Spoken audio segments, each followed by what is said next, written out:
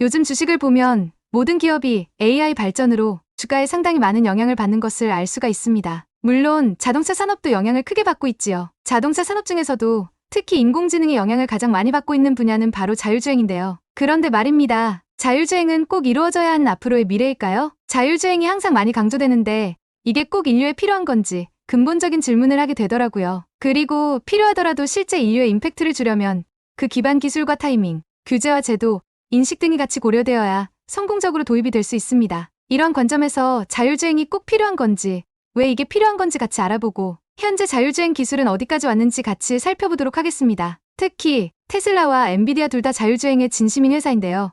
그들은 어디까지 왔는지도 같이 살펴보도록 하겠습니다. 먼저 여러분들의 구독은 영상 제작에 큰 힘이 돼요. 구독, 좋아요, 알림 설정 미리 감사합니다.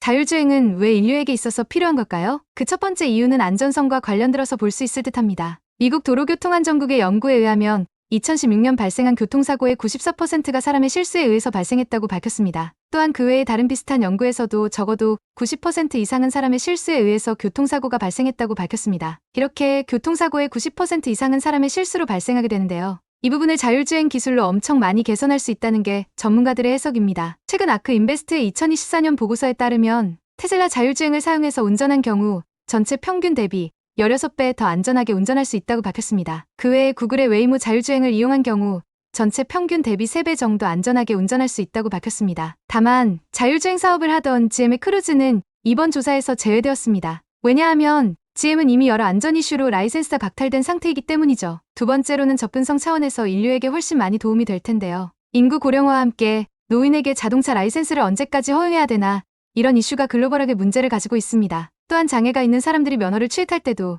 제한이 있었는데요. 자율주행 기술이 퍼지면 이렇게 자동차 면허 취득에 어려움이 있던 사람들에게도 더 나은 교통수단을 제공할 수 있게 되는 것이죠. 세 번째로는 경제적 임팩트가 클 것이라고 보는 것인데요. 최근 아크 인베스트의 연구를 보면 자율주행이 되는 세상에서는 1마일당 0.25달러가 들 것이라고 전망하고 있습니다. 또한 우버 같은 공유 차량 서비스들을 모두 대체할 로보택시가 운영이 되면 11조 달러의 경제적 임팩트가 있을 것이라고 보고 있습니다. 사실 로보택시가 실제로 운영이 되면 물류 쪽에도 어마어마한 임팩트를 가져올 것이라는 것은 누구나 알고 있는 사실입니다. 네 번째가 정말 중요한데요. 인간이 보다 임팩트 있는 일에 에너지를 쓸 수 있다는 것입니다. 이게 숫자로 표현이 어렵지만 저는 진짜 중요하다고 생각이 드는데요. 대표적으로 운전하는 데 들어가는 에너지를 아끼고 앞으로 다가올 인공지능 시대에서 어떻게 인공지능 안전성을 가져갈지, 그리고 각 규제 당국에서는 어떻게 관리할 것인지 등 저는 이런 곳에 인류가 더 많은 에너지를 써야 한다고 생각합니다. 이 정도 둘러보니 확실히 자율주행은 인류에 도움이 될 것으로 보이는데요. 그렇다면 자율주행 기술은 현재 어디까지 와 있는지 같이 살펴보겠습니다. 현재 자율주행 기술은 어디까지 와 있을까요? 자율주행 기술에 있어서 안타까운 소식들이 조금 있어서 그것부터 먼저 나누도록 하겠습니다. 현대차는 미국의 앱티브와 모셔널이라는 자율주행 기술 회사에 4조 원을 지원했었는데요. 최근에 자금 중단을 선언을 했습니다. 6년간 준비한 자율주행 로보택시 일정이 미뤄지기도 하고 실제로 가시적 성과도 없다 보니 현대는 손실 부담을 버티지 못하고 자금 지원 중단을 선언했습니다. 또한 2022년에는 포드와 폭스바겐이 약 5조 원 투자했었던 자율주행 스타트업 아르고 AI는 폐업했습니다. GM은 자회사 크루즈를 통해서 자율주행 기술을 개발하고 있었는데요. 그래도 미국 최초로 로보택시를 적용하고 유료 운행까지 진행했었습니다. 그런데 이딴 사고로 3달 만에 규제 당국으로부터 운행 허가가 취소되었습니다. GM은 원래 연간 3조 원씩 크루즈의 연구개발비에 쏟았는데 올해의 경우 약 1조 3천억으로 예산을 대폭 삭감했습니다. 애플의 경우 타이탄 프로젝트로 불리고 있는 애플카가 원래 2025년 출시 예정이었으나 개발이 지연되면서 출시를 2028년으로 변경했다고 합니다. 그리고 애플카 개발해오던 임원이 최근 퇴사하고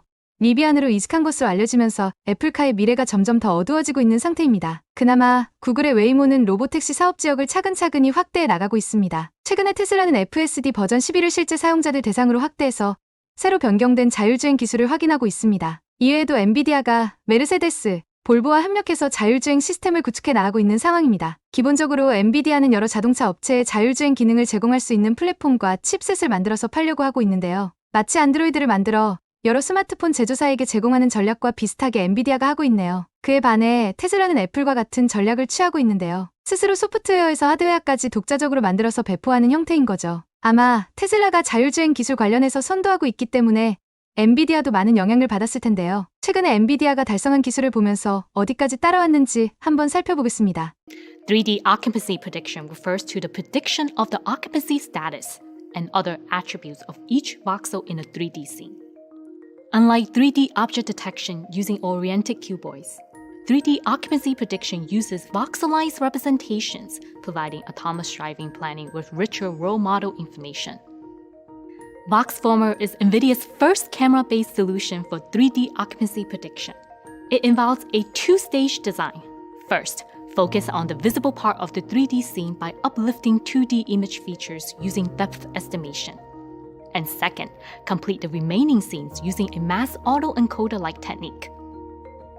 자율주행에서 주변 환경을 인식하는 오큐펀시 네트워크를 구축해낸 모습을 보여주고 있네요. 오큐펀시 네트워크는 자율주행에 있어서 가장 중요한 인공지능 모델인데요. 이 부분도 엔비디아가 많이 발전시켰네요. 그리고 사물 인식에서 운전 조종까지의 반응 속도를 빠르게 이끌어내기 위해 칩을 개발한 것도 알 수가 있습니다. 사실 위에서 엔비디아가 성취한 주요 성과들은 이미 2022년, 2021년 테슬라 AI 데이에서 이미 발표되었던 부분이긴 합니다. 엔비디아가 열심히 테슬라를 따라가고 있는 듯한 모습이네요. 자율주행을 만들어내는 기술에 있어서 테슬라가 사실 가장 선도하고 있는 것을 부인할 사람은 없을 것입니다. 엔비디아뿐만 아니라 자율주행 기술을 만들고자 하는 업체들은 기존의 테슬라가 했던 기술 스택을 그대로 따라하고 있습니다. 최근 테슬라 어닝콜에서 2023년에 AI 데이 안 했는데 언제 할 거냐고 물어보니 일론 머스크가 경쟁사들이 테슬라 자율주행 기술 스택을 그대로 되껴가서 2023년 AI 데이를 안 했다고 얘기했습니다. AI 데이를 보면 진짜 엔지니어들이 좋아할 만한 게 자율주행 관련해서 교과서 마냥 내용을 엄청 상세하게 잘 설명하고 있습니다. 엔지니어 채용 목적이 가장 컸으니 그럴 법도 합니다. 하지만 경쟁사들이 따라하는 모습을 보면서 일론 머스크가 생각이 좀 바뀌었나 봅니다. 사실 새로 올라온 FSD 버전 12에 대해서는 뉴럴넷이 엔드-투-엔드로 연결되어서 개발되었다 보니 최근 버전의 핵심 기술에 대해서는 공개적으로 노출시키고 싶지 않은 눈치입니다. 일론이 아무리 숨긴다고 해도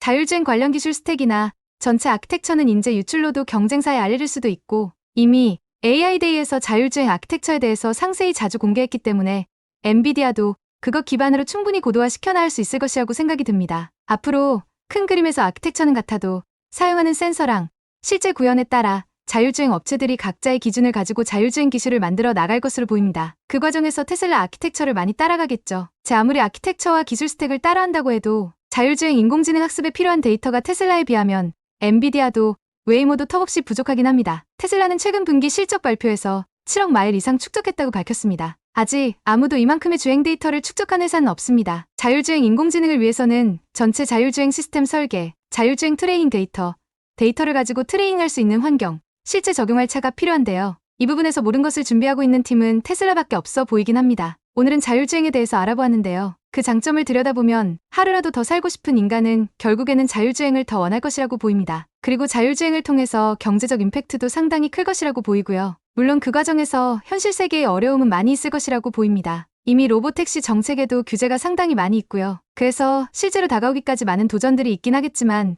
궁극적으로는 도래할 미래라고 보이네요. 자율주행 기술을 만들어 내에 있어서 이미 여러 스타트업과 기존 자동차 업체들이 정말 많은 실패를 만들어냈습니다. 그 사이에서 그나마 웨이모, 엔비디아, 테슬라는 그 실패에서 배움을 얻어서 지속적으로 성장해 나가고 있는데요. 그 중에서 가장 기술적 우위와 해자를 가지고 있는 기업은 단연코 테슬라이긴 하네요. 결국에는 일론 머스크가 얘기한 대로 자율주행을 라이센싱해서 다른 자동차에도 적용할 미래가 머지 않을 것 같다고 보입니다. 여러분들의 생각은 어떠신가요? 여러분들의 의견을 댓글로 많이 알려주시면 감사하겠습니다. 오늘도 유익하고 도움되셨기를 바랍니다. 지금까지 인공지향이었습니다. 그럼 또 재밌는 인공지능 이야기로 만나요.